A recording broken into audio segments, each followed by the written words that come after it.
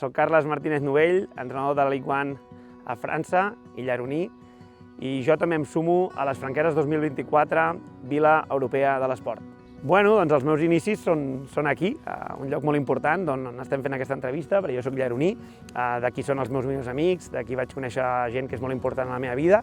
i res, a partir d'aquí vaig fitxar pel Granollers, vaig estar allà un temps com a jugador, com a porter, però després també vaig iniciar la meva aventura com a entrenador. D'aquí me'n vaig firmar per l'Espanyol, vaig estar 5 anys fent diferents rols, però principalment de primer entrenador.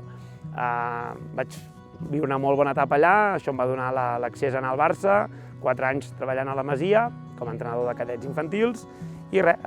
es va acabar aquella experiència, ja també es va sumar la meva paternitat, diferents temes, i vaig tenir l'oportunitat d'anar cap al golf, vaig estar treballant a Qatar, a Kuwait, a diferents països, que m'ha obert molt la ment, m'ha fet també aprendre noves llengües, i res, ara a l'última aventura ja és a Toulouse, vaig entrar-hi com a cap d'hematologia i assistent de Philippe Montagné, i aquest estiu passat doncs, ja em van nombrar com a primer entrenador i aquí estem, lluitant-ho. Quan parlem d'esport, al final l'esport és formació, jo crec que jo no sé quin esport faran els meus fills, però sempre els dic que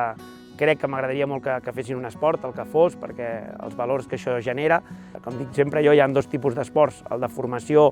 més de formació de vida, i la formació doncs, ja de futbol d'èlit, però això si algun dia es dona doncs, ja tindran l'oportunitat de fer-ho, i si no, lògicament, gaudir del que és el més important, que és el futbol i la part social. Jo m'hi sumo.